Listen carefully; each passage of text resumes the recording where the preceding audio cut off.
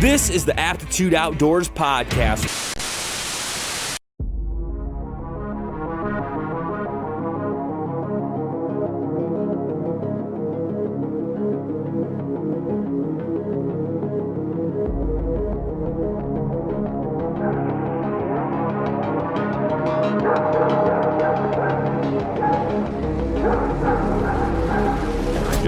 Dropped to the ground. And I sat down behind this log with my camera recording. Maybe 5 minutes, 6 minutes after I sat down, sure as hell, whatever this thing is I can hear it start working its way down the hill, kind of going back and forth closer to me. And I'm sitting there thinking, all right, this is it. And I just waited until it got as close as I could. It sounded like it was as close as it could be. And I just jumped up. And I sprinted up the hill towards the sound with my camera, and there was nothing. In the moment, what I thought was a big cat stalking me out of the woods. And then, as it got down to just before seeing it, thinking it was a person because of hearing the actual footfalls. And then when I finally did stand up, at first I didn't see it, and then all of a sudden, what the heck is that? Thinking it was a black bear because it was squatted down. And then when it stood up, it stood and turned and looked in my direction. I saw the ear at the side of its head and the flat face side profile. And it turned and looked at me, and seeing it in broad daylight was absolutely the most amazing experience you could ever have. Let's just dive right into it. Connor, thanks for coming on the podcast. I'm very grateful that you're willing to take time out of your day to come on.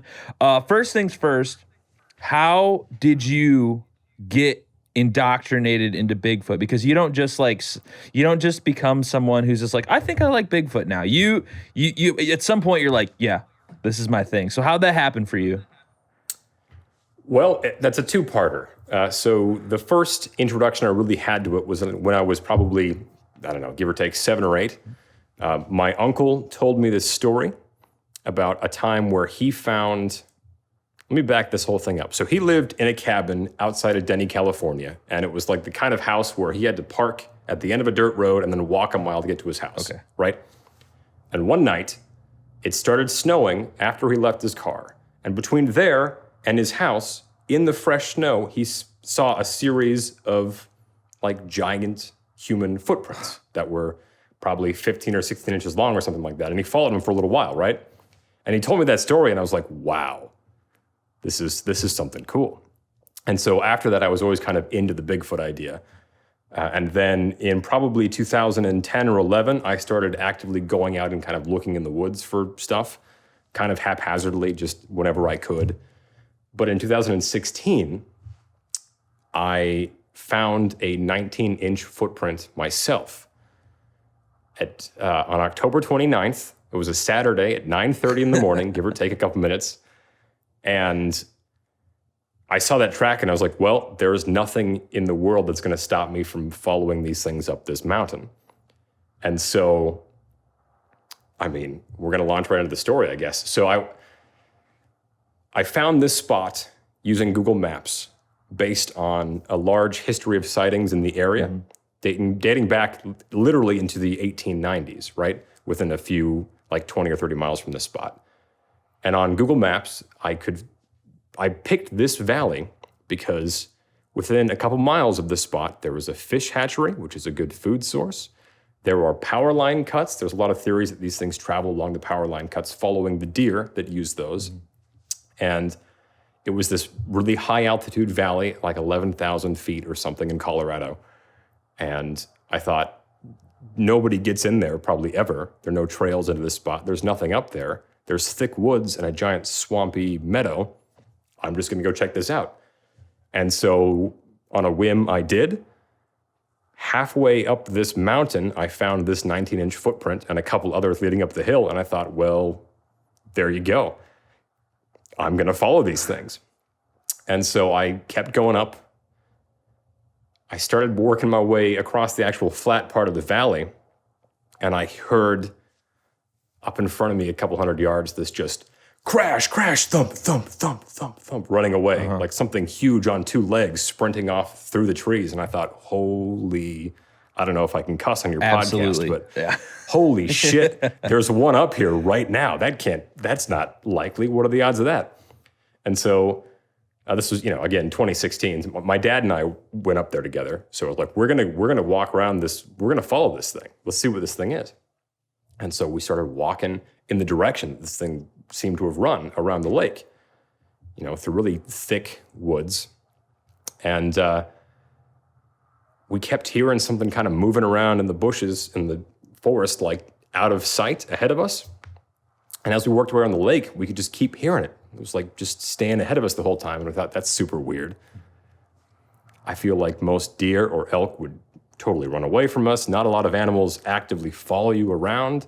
So I thought, all right, let's eat our lunch. Let's go sit down and face away from where this thing is moving.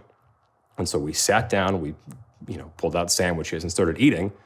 And as we were sitting there, we could hear this thing sneaking around up the hill behind us, not very far. And it was, the sound is hard to explain. It's like clearly something very large moving very carefully, right? Mm-hmm. And it was making like semicircles around us on the hill behind us. It would be way over here, and you could literally hear the thing kind of creep over a couple minutes all the way back around us and just kept going back and forth. And anytime we turned around, it would stop moving. And it was weird. So I kept thinking, all right, I've seen a lot of deer. They don't usually do this again. So we kept pushing forward in the direction of where this thing might have run and just made a lap around the lake.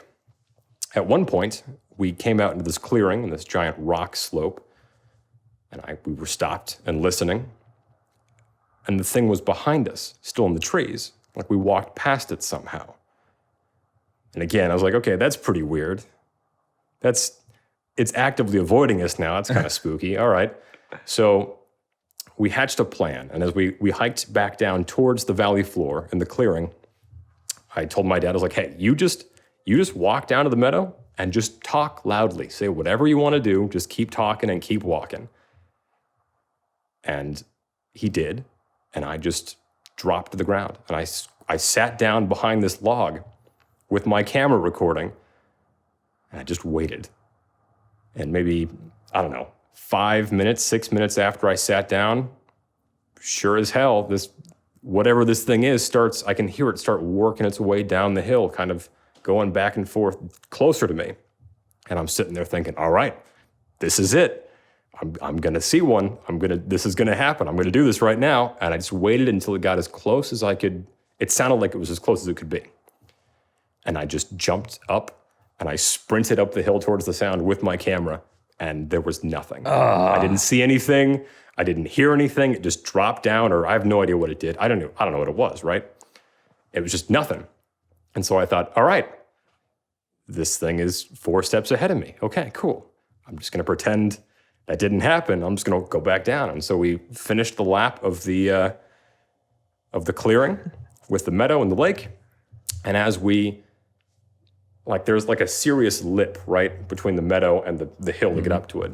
And so we started walking. The second we hit the edge of the clearing, back into the woods, back into the downhill, from back behind us, we heard this loud whistle that was like a... We're like, all right, that was the all clear signal. Something is up here. Something knows we're leaving. That's pretty weird. And so over the next, few years, I would go back to the spot as much as I could. And it's just, I don't know. It's an incredible, that one day was like, all right, something is actively up here. Something is leaving these footprints, whether or not it's a large ape or a hoaxer, like something is actively putting tracks down. But it couldn't have been a hoaxer because nobody knew I was going there. Mm-hmm. And that footprint that I found had to have been put down within an hour or two of when I showed up. So that was kind of the moment that was like, hey, this is my life now. This is what I'm going to do forever. So, all right. Yeah. I'll roll with it. You hear stories like this all the time. And my first thought is, I see 2 types of reactions from people. I mean, I listen to the podcast, I watch all the documentaries, I just love it. And you see 2 types of people out there. There's people that are like, oh shit, I'm gonna die. and they like tremble, and then there's people that are like, I'm gonna find this thing and figure out what it is. You obviously fall into the second camp, but how do you? I try to. Yeah, how do you feel in the moment when like something like that happens? I don't know if you've had more than one experience with that, but what's your like gut feeling with this? Is it like or is it like, oh yeah, I'm ready? Both in quick succession. The first reaction is always, holy shit, these things are big, you know? And the second one is, I like to try to eliminate all possibilities for whatever this thing is. Whenever I hear any sort of sound in the woods, my mind first runs through, all right, could it be a squirrel? Yes or no. Could it be a deer? Yes or no. Like, it just keeps getting, something fell over. It just keeps getting bigger and bigger and bigger until it's like there's only one option left, and it's something huge on two legs, right? So, but to get to that point, normally there's a moment or five of just pure terror, because it doesn't matter. Like, sitting in a room like this, it's easy to say, oh yeah, you know, I won't be scared of anything in the woods. But if you're out there alone in the dark and something huge starts running around in the woods, it's like, oh yeah, your caveman brain turns on and you think, I'm going to die right now. Doesn't matter, you know?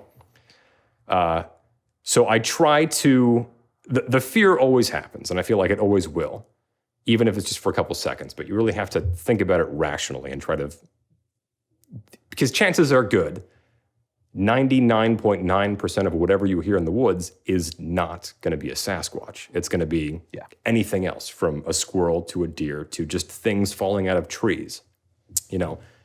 So when the fear happens, because it will happen, you just have to take a step back and think as rationally as you can in the moment about what's actually going on, which kind of answers your question, I think. Yeah, absolutely. And it's crazy because for instance, you know, I'm doing this series of podcasts about Bigfoot, and I did, you know, a ton of reading, a ton of watching, a ton of listening to podcasts, everything. I downloaded a ton of books, and just like while I'm working, I just listen, and I'm taking this all in.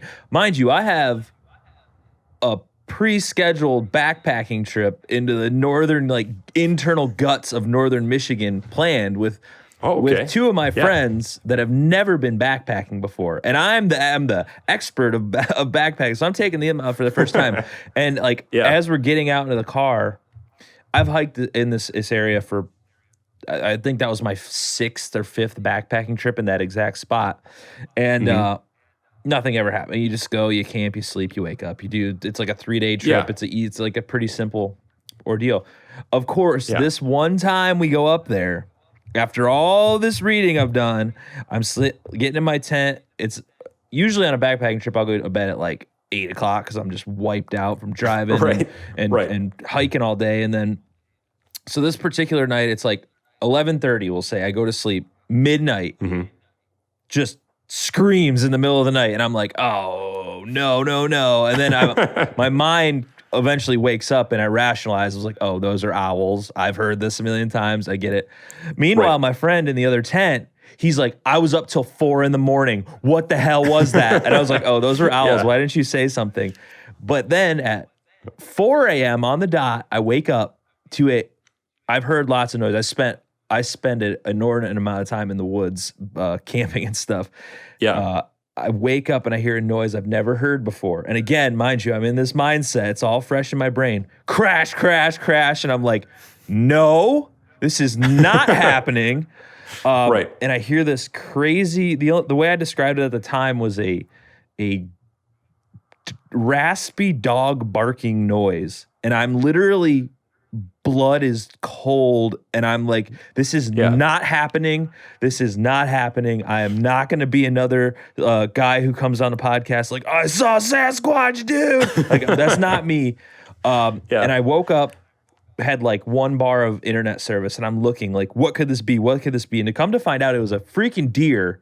And deer make weird noises. So like they do. They sure do. It was a female deer, like an alarm call. She like must have crashed into something and her smelled us and stopped and freaked out.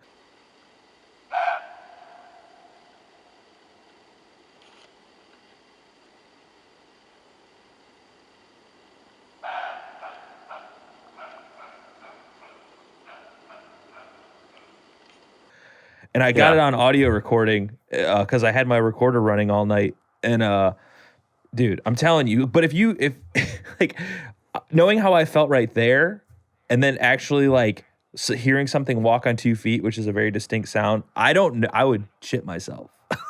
Oh, it's terrifying. Yeah. It's like there, as you said, there's clearly a difference between something on 4 legs, even making like hopping around, and something on 2 legs, right? To launch into a second story, if you want me to. I want all the stories. So just this year in July, I was at a really good spot here, out in Oregon, where I live now, right? And that when I found the track in 2016 and heard that stuff, it was like, yeah, it was a big thing in the woods. It kind of could have been anything. It's still ambiguous to me. This was the first time I'd ever heard something and immediately thought, yep, this is one of those. This is a giant ape. This has to be that. This is Bigfoot, right? Mm-hmm. So I was in camp. It was just me.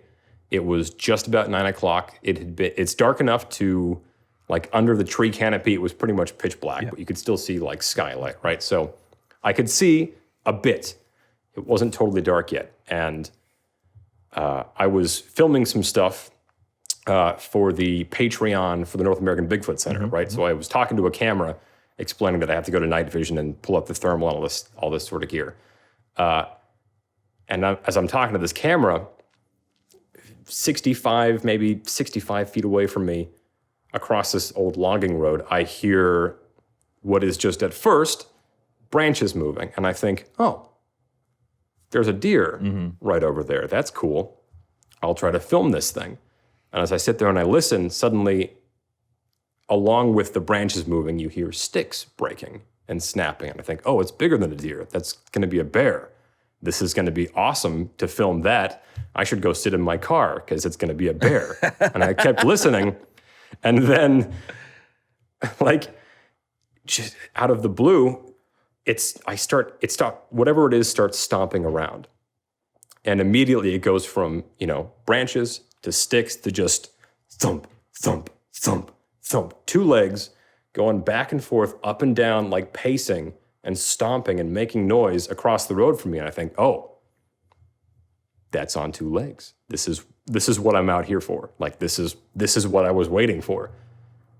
And I try to turn the camera around to start filming whatever this is in case I see anything. You don't see anything because it's too far away and it's in the dark, but you can kind of listen as it just paces back and forth across this road. And then I think, all right, I need to get my thermal imager out. I should have had that on me. I'm unprepared. This was a bad idea. And so I go to unlock my car because it's in my backpack in my car because it wasn't nighttime and I wasn't thinking that I would need my thermal imager yet because you're not expecting anything to happen, right?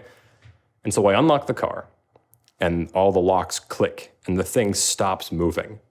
And I think, oh, okay, that's weird. And then it starts stomping super loud and super fast back down the road towards where I am.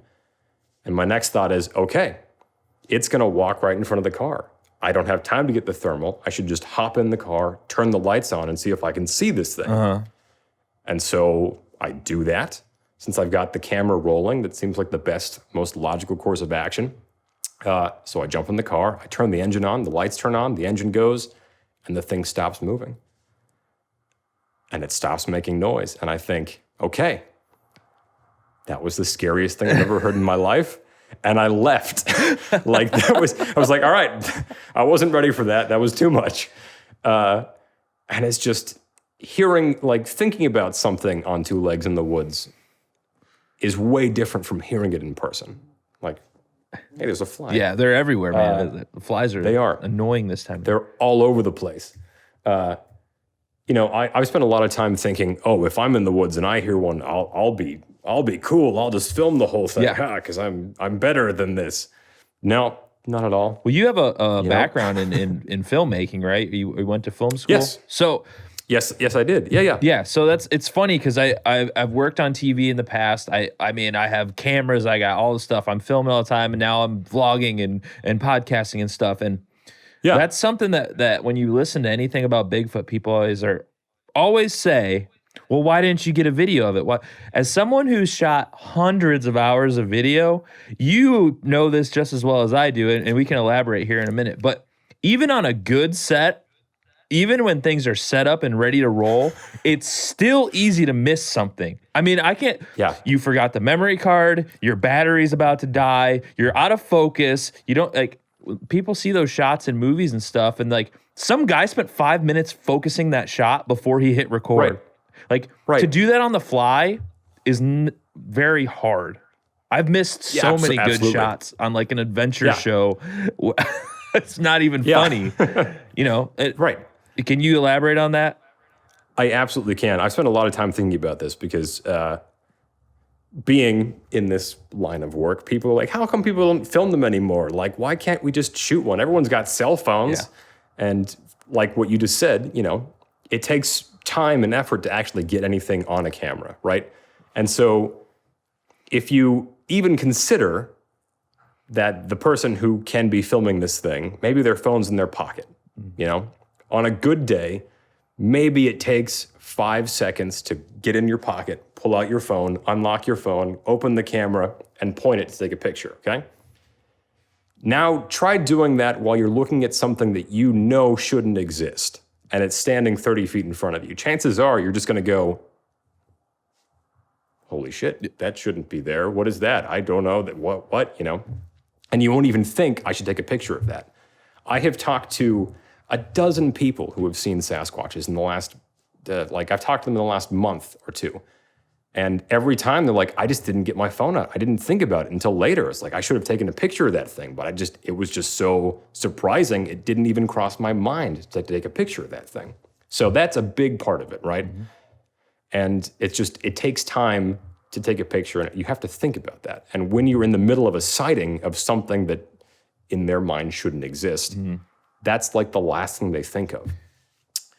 And that being said, even like you were just saying, it takes time to focus something. So when I'm out in the woods, I have not a great camera, but a decent camera with a long zoom lens, and it's almost always on a tripod already. So I can just sit the tripod down if I want to. But that means if I ever see a Sasquatch and can record it, the footage is going to be on a tripod in focus, and people will think, he was prepared for that. It's probably all a hoax anyway. Yeah. So there's no way to win. Like it's a really frustrating situation, but it is what it is. Yeah, that's just the name of the game. I mean, a prime example of this is I've probably seen, I'll say 10 bears in the wild, black bears. Okay. I have one picture and it is all the way zoomed in on my digital phone, and it looks like a blurry piece of shit. And I got a picture of a bear. Hey, that's better than I've ever done. Terrible. And I know what I'm doing, man. I know how to operate a camera, and all I had was my cell phone in my pocket. If you're backpacking or something, if you don't have your camera around your neck, you still have to turn it on. You still have to pull it up. You have to put it into live view or up to your eye, and it's not a simple process. It is not. Whatever. People that aren't into filmmaking and cameras are probably like, shut up about cameras. We don't care. We're here for Bigfoot, damn it. Exactly. Go back to the stories. So one thing that always is kind of, you hear on a lot of shows, a lot of podcasts, is the structures and the tree breaks. And I think the average person, and myself included, I see something like that. My first thing that I think is not Bigfoot. I was like, that tree just fell over. But there's a lot of people out there who differ on that. So what's that all about in the Bigfoot community? Because I don't really have an opinion either way. Okay, I will give you the full rundown here. Sure. So there's a group. Yeah, that's a bit too strict of a word. There are certain people who believe that Sasquatch make stick structures or tree structures or things of that nature. Normally, if you go on the internet or YouTube or whatever, you'll see pictures of a bunch of dead trees all leaned up into one single point, making kind of like, I think they call them like teepees or whatever, or you'll see a bunch of things crisscrossed around one spot in a tree or all of that, or you'll see branches organized in shapes or designs on the ground, and they call those glyphs. I absolutely 1,000% believe that those are all just totally natural things in the woods. Okay. You know, I do think, it wouldn't, let me back that up again. If Sasquatch is a real animal, then it must obey the laws of nature and real life, right? And if it's an ape, like it seems to be, then theoretically, you should find behavior in Sasquatch that you see in other known ape species, like gorillas and orangutans. And in fact, there's a lot of traditionally ape behavior that is described in Sasquatch sighting reports as early as the 1800s that predates even any sort of basic knowledge of ape behavior. So a lot of gorilla behavior is explained in Sasquatch reports prior to that being gorilla behavior, right? Okay. So the possibility of a Sasquatch breaking branches or building nests or stuff like that is 1,000% plausible as far as I'm concerned. And I've seen a few things that do seem to be probably maybe Bigfoot related, right? It takes hands to take a branch and to break it and twist it. It takes hands to weave nests together or strip the bark off trees and put it down in kind of a bedding sort of scenario, right?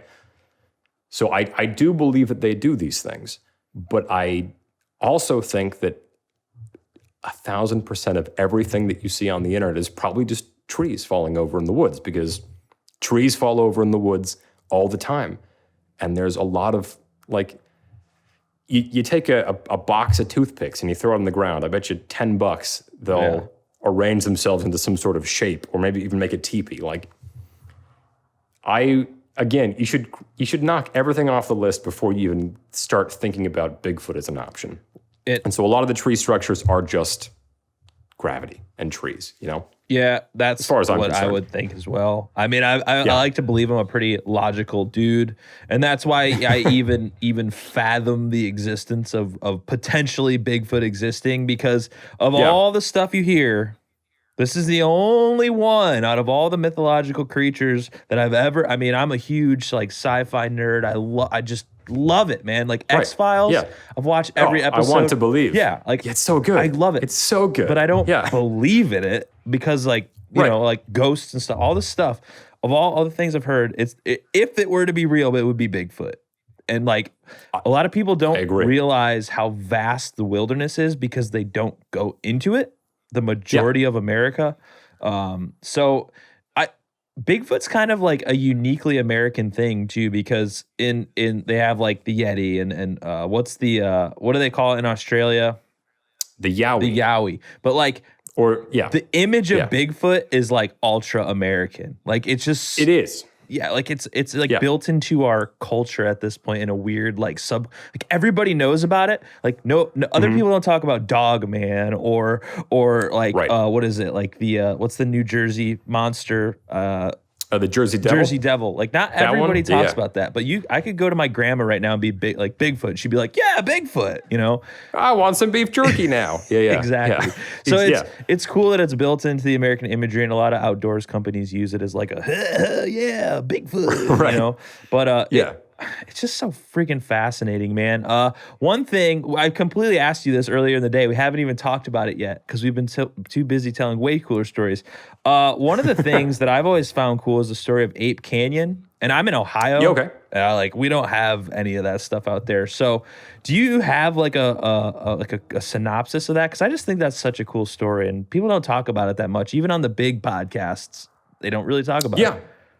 Yeah, we can break it down. We'll do the what people always talk about story, and then the what seems to be actually what happened story. I like that better. So the overview of the Ape Canyon event is that in 1924, a group of miners were up near Mount St. Helens, and as I've heard told many times, they were attacked by a ton of Sasquatch, and they were throwing giant boulders at their cabin and like trying to break the doors down and kill these guys, and they managed to just barely escape with their lives, right? But one of the miners, a guy named Fred Beck, wrote a book about what happened. And he kind of actually broke down all the things that went down that couple of days or whatever. And so they were at a cabin out there near Mount St. Helens at a place that was not yet called Ape Canyon because they called it that after this happened. Basically, they did get, their cabin was attacked by at least, I think at one point he says they saw 3 at one time. So 3 different Sasquatch, not a whole army, not a giant group, but 3 of them. No, there's not like 50? Yeah, no, it was just 3. Okay. They only saw 3 at any given point. So we have to assume that there were probably only 3 of them, right? And they were throwing rocks at the cabin, but they seemed to be smaller rocks. They weren't these massive boulders that you see in a lot of the drawings from what I remember of his description. And they did, they were smashing on the walls and like trying to clearly intimidate these guys to leave. And at one point they knocked some of the stuff off one of the walls, and like one of the Sasquatch got their hand in the cabin for a second. And you always said, he grabbed an axe. He was trying to like kill people. He probably just grabbed the first thing it felt and was trying to like figure out what that was, right? So the cabin was attacked by probably 3 Sasquatch. They threw small rocks at the building. They scared the hell out of the miners. And all of this happened because the day before, they saw a Sasquatch and they shot it. So these things were just acting defensively, basically, because these guys shot a Sasquatch, and then that night, or the night after, I forget exactly what the timeline was, the Sasquatch scared these guys out of their cabin, and it worked. They never went back there, right? So clearly the intimidation thing is a big part of their behavior. Because if they wanted to kill those guys, I have no doubt in my mind that an 8-foot-tall, 1,000-pound ape could not push down a door and just murder a bunch of guys if they wanted to, and we would never hear the story. Yeah. But that didn't happen. These guys just got scared. They probably peed their pants and they left. That was it. They told the newspapers about it. And it's been a staple in Bigfoot history ever since, right? Yeah, absolutely. And it's one of those like historical tales, that they always talk about.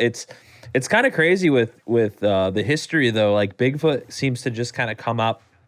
I mean, there's tons of Native American mythology, but in the American culture it seems like there was Ape Canyon, and then there was this gap, and then the Patterson-Gimlin film happened, and then it was just like everything Bigfoot all the time.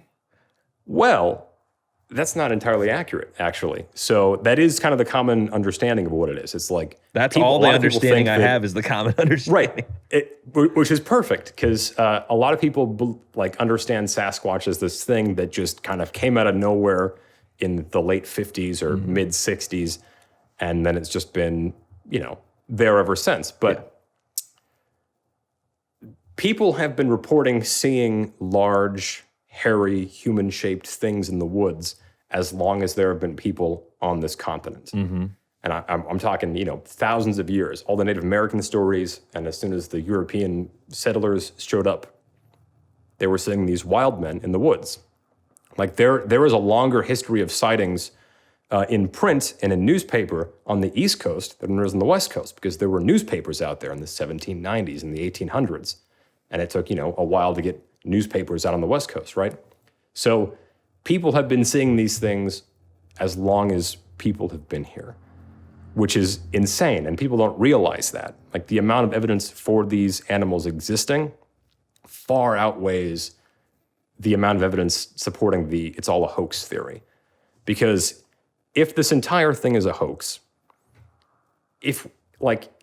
first of all, it can't be, because every Native American group has legends of these animals, and they never talk to each other, right? So if we just pretend all that doesn't exist and just look at the European settlers... We're pretty good at pretending none of the Native American stuff exists in America. Yeah, right? White people, right? For real. So if you just look at the European settler stories, it means that when we started showing up in North America, a group of people were like, it'd be funny, let's just start making up stories about giant apes. And then that group still exists, And there are probably thousands of people who work for that group, and they're out there every day hoaxing footprints and wearing monkey suits, and nobody's ever talked about that ever. That idea seems much more ridiculous to me than the fact that there's just another ape out there that we haven't totally discovered yet, because people are idiots. It doesn't take it, 3 beers in, somebody's like, dude, I've been faking Bigfoot for 1,000 years. It's like, oh yeah, well, there goes the entire thing. But, there are so many sightings, and like even just the footprints that literally cannot be faked. It can't be a hoax. What is your thoughts on the Patterson-Gimlin film? Because I know there's a lot of controversy around it, and it's like old hat at this point. Like people are probably tired of talking about it. But for me, dude, I remember seeing that shit on like late night shows with my dad when I was a kid. And it's just so, to me, like it's just super cool. Like it's so nostalgic when I see that. I'm like, oh yeah. Yeah, it's a classic piece of film. I mean, whether or not you believe it's real, it's definitely a pin in American history, right? Like they wouldn't have made fun of it in The Grinch if it wasn't like a serious thing. Yeah. So as far as I'm concerned, the Patterson-Gimlin film is authentic. And it has to be for a lot of reasons. And I can spend, depending on how much you want to listen, either forever a minute why it's real, or I can talk about it for an hour and a half. Like this is, let's go 45 this film is authentic. Minutes. Okay, let's split it. So first reason why it has to be absolutely authentic. The proportions of the creature or the subject in the Patterson film do not line up with a human being. It's physically impossible to put a human being in that suit and have it move the way it moves, right? So that's number one. Number two, I don't know how recently you've seen any of the old 60s Planet of the Apes movies. Not for a long time, but I know the ones you're talking about. So those ape costumes in the Planet of the Apes are state-of-the-art, Hollywood, thousands of dollars per suit, ape costumes.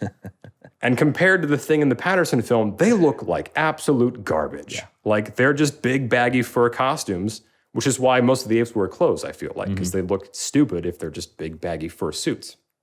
In the Patterson-Gimlin film, you can see, so whatever that thing is, it's clearly an actual living thing. If it's a person, it's a weirdly shaped person, and the fur is like glued to their body and not on a costume, which also doesn't make any sense. It's just the idea.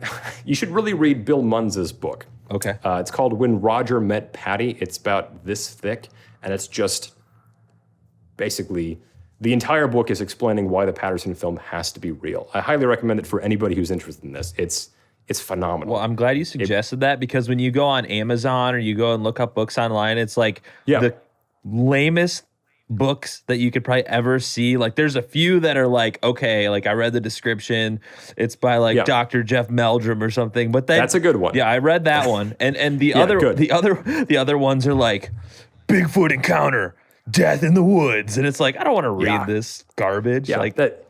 Yeah, if to take a quick side detour into the book world, please. Legend Meets Science by Jeff Meldrum, that's fantastic. When Roger Met Patty by Bill Munns, also very good. Either of Dr. John Bindernagel's books, one is Sasquatch, North America's Great Ape, I think, and the other one, I don't remember what it is called, but it's also very good. Both, those are fantastic. Dr. Grover Krantz wrote a book called Bigfoot Sasquatch Evidence, or Sasquatch Bigfoot Evidence, I forget, one of those two. That's also very good. Like, if you read those, that's good. Those are the best books to start with. And then you can also just end with those books as far as I'm concerned. Like you get those in, read as much as you can. But if you read all those books, you're off to a good start. So while we're on the topic, what have you read the new, what is it, Max Brooks or whatever, Devolution? De-Evolution? Yeah, have you? I have not. Yeah? I have not. I just read it the other day because I was like, okay, I'll give it a shot. Yeah. It was pretty crazy. I won't ruin it for you if you do want to read it. because I just love nerdy stuff like that, and I read it. Yeah, it was kind of creepy, but at the same time, if you actually are someone who looks into the topic, you're probably gonna be like, oh god. That was my impression from the summary that I read. It was like, ugh, oh boy, But because the entertaining thought is fun. But as someone like you who like actually actively is looking into this, you'll probably be like, this hurts my soul. It's like right. I mean, I can being a filmmaker still, I can really differentiate entertaining fiction and real life. And so I don't have a problem watching a good old-fashioned horror movie where Bigfoot murders people. It's like, yeah, okay, that's fun. It's a good monster. Everyone likes a giant monster. So I'll probably still enjoy it just as a book, just not as a real thing. Yeah, exactly. Well, if you I'll check it out, though. If you look at it from that viewpoint, you'll probably be like, all right, this is pretty cool. Okay. It's a little bit futuristic. It's a little bit Bigfoot. It's a lot of gore. It's beautiful. Good. All the things All you right. want. So all the good stuff. Yeah. back to filmmaking. Are you actively working on any projects right now, or is it kind of up in the air? Well, a lot of the stuff I'm doing right now is basically short documentary stuff for the North American Bigfoot Center's Patreon page. So we're putting out 2 videos a month, ranging from basically field investigation and like on-site following up sighting report research stuff to deep dives into artifacts from the museum. So a lot of what I'm actively working on is Bigfoot related, which is fantastic. It's like a dream come true, right? Yeah, I think you're one of so like that's 4 people on Earth, maybe. Yeah, right. Yeah, I've got the best job in the world, and anybody who thinks otherwise can fight me. Like that, this is the best thing ever. So I'm not gonna argue. Yeah, so I'm doing a lot of that, which is great. The coolest thing I saw on your Instagram was that picture where it was like the North American Bigfoot Center who like had a sign on the door. It was like, "Sorry, we're closed. Active sighting. We'll be back later." Yeah, like that's a thing that happens every now and then. It'll be like, oh, somebody saw one right here. We need to leave right now, so we'll just put a sign on the door and go check it out. Which is just, I mean, again, I've got the best job in the world. 9-year-old me doesn't believe this is happening still. Like, this is great. This is great. How did you get involved with the North American Bigfoot Center? Because I mean, they're relatively new on the block. I mean, a big TV show into the brick and mortar museum. Yeah. So the North American Bigfoot Center is owned by Cliff Barrickman and his wife, Melissa. Cliff was on Finding Bigfoot for 10 years or whatever, however long that show was on the air, right? And he and I met a couple years back on an expedition out here in Mount Hood National Forest. And we kind of clicked. We kind of became buddies. I think I filmed a couple of Sasquatch one of those nights out there on a thermal imager. And so we just kind of kept talking over the next few years, and turns out we both like D&D. We both play jazz music. We're like, oh yeah, we should just kind of be buddies. So that just kind of kept going. And when he opened the museum here, they got to a point where they needed an employee, and he realized that, to quote him, as he often explains to people, that he couldn't just hire some kid from downtown Sandy to work at the Bigfoot Museum. This is not a job you can just pull somebody off the street and be like, yeah, just stand here, So we had to get a real Bigfooter. So he invited me to come work at the museum with him, and I immediately said yes and basically moved across the country to come work here. How can you turn that down? Yeah, exactly. This is not a kind of thing you would just be like, well, I don't know. It doesn't seem logical. So I jumped at the opportunity, and I just got super lucky, and it's, again, the best job I've ever had, and I will be working here until I die, which will hopefully be a long time from now. But yeah, it's great. That's so awesome. It's great. What are the kind of some of the features that you guys offer there at the museum? Because I see the pictures all the time on social media, and I was like, dude, I wish I wasn't like 20 hours away. I could go check that out. Yeah. Well, so we have, it's going to sound like I'm trying to oversell it because I work here, and I'd like to put a disclaimer. The following review of the North American Bigfoot Center is based on me being a Bigfoot nerd and not an employee. So this is the coolest building I've ever been in my entire life. So you walk in, there's a little gift shop. There's like Bigfoot shirts and stuff like that. But the really good stuff is in the back, in the actual exhibit halls. We have pretty much 2 giant rooms full of artifacts and photographs and video and audio recordings. And this is for the other nerds out there listening, we have Paul Freeman's research map on the wall here, which is a big deal if you know what any of that means. Like, there's a lot of really cool stuff back here that you can't see anywhere else in the world. A lot of people don't realize that we have more than footprint casts from Sasquatch. There are footprints, we have handprints, we've got knuckles, we've got ankles, we've got a butt. There's a cast of a Sasquatch butt in here. Like, it's... I might need that for my studio wall. Yeah, it's massive. It's hilarious. You should frame one. Yeah. There is... A lot of people don't believe in Sasquatch because they're not aware of the evidence that exists for it.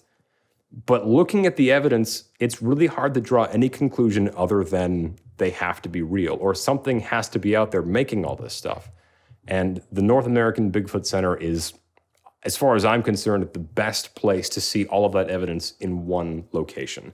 And I highly recommend it for anybody who's ever in the area. I was out west in California when I was way younger. I think it was 19 or 18. And I have a picture of me in front of is it Eureka, California? Where's the like that Bigfoot museum with the gigantic statue, like wood carving in front of it? You're probably thinking about Willow Creek, which is up near Eureka-ish. Yeah. Yeah. So I was like, backstory again, my dad, we're always watching he's like, just Bigfoot. And I get out there. I was in a band at the time. We were on tour, and we drove through. And I'm like, we're in Willow Creek? Holy shit, we got to pull over. And there's like Bigfoot Museum. The whole town has like Bigfoot stuff everywhere. And I absolutely thought it was the most amazing thing. I didn't have any money at the time, and I paid like the $5 to go into this Bigfoot museum and like wander around. And I was like, see it, because you see him on TV and there's no scale. You see a footprint on TV and you're like, right. You see him in person and you're like, whoa, dude. Exactly. Yeah. And right. It's burned into my mind, that moment. And if you're watching on YouTube, I'll have to find a picture of me.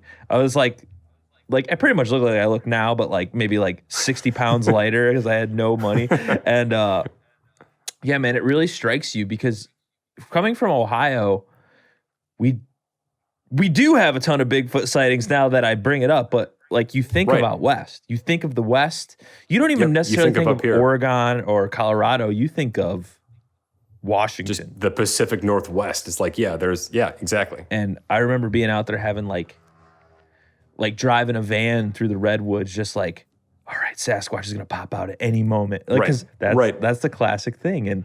And that's, I think that's why it's so nostalgic for me, because all that stuff is just like in my brain from when I was a young dude. What do you think it is about like the hot spots? Like obviously the Pacific Northwest, and then come to find recently in reading and stuff, Ohio has tons of sighting. I don't know why. Oh yeah. And then like Texas is a huge area. What do you think these hot spots are? Well, so you have to think about it in just really, really boring biological terms, right? So when it comes down to it, Sasquatch is a real animal, and it behaves like other real animals. So any place where there is significant cover, water, and food, there's a chance that these animals will be there, because when you think about it, they've been here the whole time, right? So at one point, a lot of North America was kind of covered in forest and was just generally wild. And as these towns started popping up across the country, these animals were still there, and they just got pushed back farther into the forest, the deeper spots, right? So you do have pockets in places like Ohio and Texas and Oklahoma and Florida that these animals are still seen quite often. I mean, there have been Sasquatch reports in every state in the United States except for Hawaii. So I think a lot of that has to do with just, when it comes down to it, it's like needles in a haystack, right? If you're out here, you're looking for one needle in a haystack that is hundreds of thousands of square miles across, who knows how many mountains, and it's just impossible. But in Ohio, those pockets of viable habitat are a lot smaller. And so the possibility of running into something in that one spot is a lot higher than, say, I have to there are 1,000 places I could check before I see something out here. But you just have to go to Salt Fork State Park and be like, oh, okay, here's a good spot. I've been there. I was a kid, I think a lot of that has to do with that sort of thing, because it requires a person and a Sasquatch to report a Sasquatch sighting. So I think those smaller areas of viable habitat really play into what seem to be increased numbers of sightings. I don't think there are more Sasquatch in Ohio than there are in Oregon, but I think they're seen more because they have a smaller space where they can freely roam, if that makes sense. That makes absolute sense. And it's funny you brought up Salt Fork because my family went on vacation there when I was a kid. I had no idea. I probably would have been up all night if I would have known about it. That's like the spot everybody talks about. And it is. And it is weird because like you hear about Willow Creek and you hear about all these other like Bigfoot places, but then you start hearing them in Ohio and it's like, shit, dude, I've been there. Like I know exactly where that's at. That's kind of freaky. One thing that's cool that we're both kind of technology nerds, I guess you would say. You have to be at this day and age with microphones and cameras and night vision. That's the one thing I have no experience with. Like I have Zoom recorders coming out of my ears. I got microphones. I got DSLRs, but I do not have night vision. I do not have the heat stuff. And what that technology is just so freaking cool, man. Like it is. I want it, but it's full on Star Trek. It's great. Yeah. How do you justify? I mean, I guess for you, you do this as a job, so it's easy to justify that. It's a work expense now. Yeah. So what's the advantages of like the night vision and the FLIR kind of technology, and what could someone like me who doesn't have a quote unquote budget to buy that kind of stuff? What are some like alternatives? Because I really want to try it. Well, so the reason people use night vision and thermal imagers to try to film a Sasquatch is because they seem to be more active at night. And humans are very, very bad at seeing in the dark. Terrible. Like we are terrible at that, just absolutely terrible at that. I have fallen over more times than I would like to admit in the dark. Like even with a flashlight, it's just impossible to move around, right? So these animals are adapted to see better than we can in the dark for a whole bunch of reasons. And so we need everything that we can get to help us see better in the dark. And night vision is great. It's just infrared light, which is just outside the visible spectrum, but certain pieces of equipment can pick that up, like video cameras and stuff. If you've ever watched Ghost Adventures or Finding Bigfoot or any of that stuff, it's why it looks green, right? That's infrared night vision. It's that sort of weird green tint to it. A lot of people believe that Sasquatch might be able to see into the near infrared spectrum. So there's a possibility that going out there with even infrared cameras, they might be able to see that light because even humans can see the little kind of red dots on the IR lights, right? So a lot of people don't use those. Thermal cameras, thermal imagers, don't give off any light at all. They only see an infrared radiation, which we understand as heat, right? So you'll get basically a black and white image or a color image, however you want to like adjust the settings on your thing, of where white is the hottest point and black is the coldest point. And from that, you can see basically living things out there in the woods. And that has resulted in a lot of pretty remarkable footage. Because with that, we're not giving off any light. We're not really giving away our position, but you can see living things out there. On the other side note, what I think is really interesting, almost all of the thermal imaging footage I've seen of Sasquatch, they're still hiding, which means they don't know that we can't see in the dark, which is interesting because they assume that we can see as well as they can because they're still hiding behind trees and like ducking around and stuff and being sneaky. If they knew we couldn't see them, they would not care about hiding. Yeah. So I think it's really interesting that in the thermal imaging footage I've seen, they're always behind trees and like sneaking around, which gives you a lot of insight into their behavior, which is really intriguing and kind of why I'm into this now. Like I want to know why they do what they do. I don't care about if they exist because I know they do. I want to learn why they're doing these things. But side note aside, thermal imagers are a great way to basically see in the dark. And if you're starting out, you can buy like really low-end, cheap infrared night vision, basically handy camcorders, right, for a few $100. Mm-hmm. But if you're going to dedicate some money to set aside to do this sort of thing, I would look into getting the FLIR Scout TK. It's a thermal imager. You can find them used or refurbished on eBay or Amazon for like $400. Okay. Which is, which is still a decent amount of money. Reasonable, though. But it's not bad considering most of the bigger brothers of the thermal imagers are like, $25,000 or something, like stupid amounts of money. So like $400 on a thermal imager is pretty good. They record. You can hook them up to your computer with a USB. It's like super simple, really straightforward. And so if anybody ever feels like going out and looking for Sasquatch, buy one of these things first. And then if you film one, send me the video, please. Because that's the goal. I was going to say, you just got me into serious trouble with my wife, man. Oh, yeah. Yeah, I bought mine without consulting anybody else and was in a bit of trouble for a little while too. But it's worth it. Yeah. It's worth it. They're good. And it's just cool. For me, it would be one more cool thing to play with. They're super fun for 1,000 other reasons that's not Bigfooting. Like you can just see where the air is leaking into your house or whatever people use them for in real life. But I look for Bigfoot with them. So as far as I know, they're only designed to find Bigfoot. And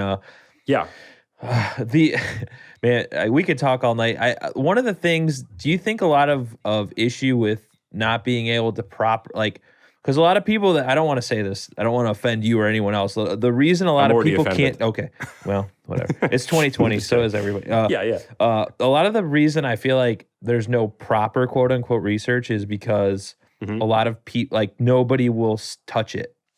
Like academia won't touch it. And academia doing research is different because they get grant funding. They can get thousands and thousands and thousands of dollars, and they could dedicate someone like you to go out in the field for 3 months, and that's your job for 3 months to research that. Whereas with this topic, it's paranormal, quote unquote. It's cryptid, which kind of has negative connotations in it sure does in a lot of places. So nobody takes it seriously. It's kind of, they throw it in with ghost hunters and stuff like that, which I personally don't. I have a fine line between ghosts and Bigfoot. And what's your kind of opinion? And I understand if you don't want to talk about it because you are in the field and I'm not. So if anybody talks shit to me, I'm just like, whatever, dude. I have an outdoors podcast. Get lost. Right. There's the whole woo thing, and obviously from our conversation, simply you're in the court that everything's just an animal. So what do you think about the woo? The woo. Well, they're named that for a reason, as far as I'm concerned, and it's. Okay, so, I mean, I don't really care about treading lightly because everyone who's ever talked to me knows my opinion on science versus very clear woo. I learned that now. Like I said earlier, right, exactly. I have real thought, and then I'm a filmmaker. That's a cool idea. The idea of there being something huge going invisible and teleporting and that's cool. I like the idea. I like the X-Files as much as everyone else. That's a great idea. Love it. But I don't think that's likely because, I mean, first of all, there are a lot of logical plot holes, if you will, with that idea. If you can teleport and travel through portals, why do you leave footprints? That doesn't make sense. Like, if you can communicate through your mind, why do we ever hear them yelling in the dark? Like, if these things are interdimensional spaceship traveling aliens, why do they eat roadkill? Like, there are a lot of little problems with that theory. And if people believe that, that's totally fine.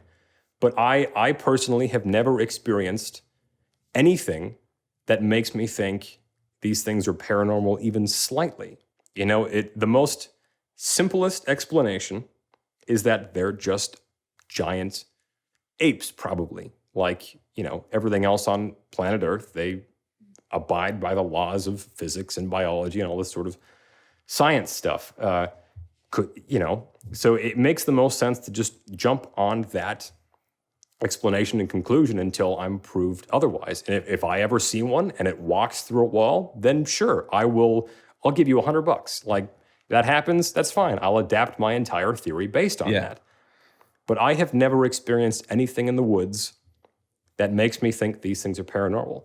And going back to the story I heard that I was telling you earlier about the one that was stomping around by my camp, I never heard it approach. I never heard it walk up. It was just there, and then it just wasn't there. So I totally understand how people can jump to that conclusion of these things being magic. Like, I get that.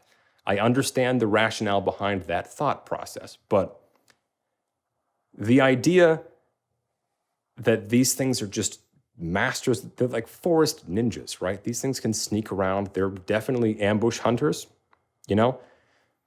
The idea that they're, hey, go away, fly. The idea that these things are just sneaky is way more logical than the idea that these things can teleport or they can go invisible. Because again, they're real animals, you know? And sure, I'm sure a lot of people have experienced very weird things out in the forest, you know? Weird stuff happens all the time to people and we can't really explain it. But just because something weird happens in the woods doesn't mean it's related to Bigfoot. I mean, if you go to a Taco Bell and you see a dog outside the Taco Bell, you don't automatically assume the dog works at the Taco Bell, right? So if you see something weird in the forest, why should you automatically assume that is related to a Sasquatch? So there are a lot of jumps that you have to take to make that connection. And so far, I haven't seen anything to point me in the direction of these things being paranormal. Well, that's kind of like me. I live in a cornfield, and every year when they cut the corn, we get scratching noises in the wall. And my mind could either go, oh, there's a demon in my wall scratching there, or I could be like, oh, the mice are trying to stay warm and they got into my house through a crack or something. Right. You know what I'm saying? Exactly. So, exactly. I'm right there with you. On that note, I want to thank you for coming on, Connor. It has been an awesome conversation. I just talked with someone from that was specifically did Ohio Bigfoot last podcast, and this one I got kind of a broader perspective, which is awesome for me. And before we head out, I guess if you want to let people know where to find you to learn more about the North American Bigfoot Center, I don't want to screw this up, and any social media tags or anything, so that we can help spread the word. Sure. Well, if you enjoy my approach to this, you can check me out on Instagram at this is unprofessional. I don't know what my Instagram Connor name Anderson is. Bigfoot.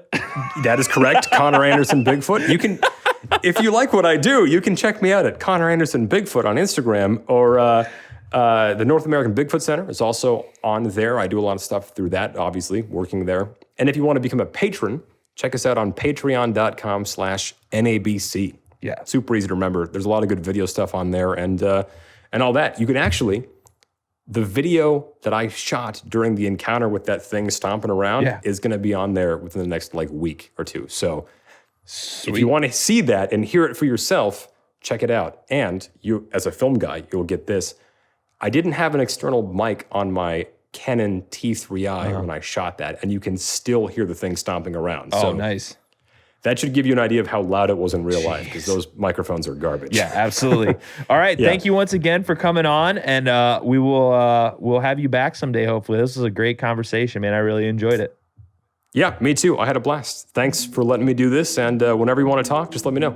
I'll be here. Anytime. Hey, everybody. Thanks again for watching this episode of the Aptitude Outdoors podcast here on YouTube. If you can, go down below and hit that subscribe button. The verdict is still out. What do you think? Is Bigfoot real? Let me know in the comments below. I really want to thank Connor Anderson for coming on the podcast from the North American Bigfoot Center. Last episode, we focused on Ohio Bigfoot specifically, and this time we talked the broader topic as a whole. Connor has a lot of great information, so make sure you go and check out his page on Instagram as well, Connor Anderson Bigfoot. And we are going to continue on with the rest of our October season with the spooky, the creepy, the freaky, the Halloween stuff, because I just absolutely love it. So I'll talk to you all later. See you next time.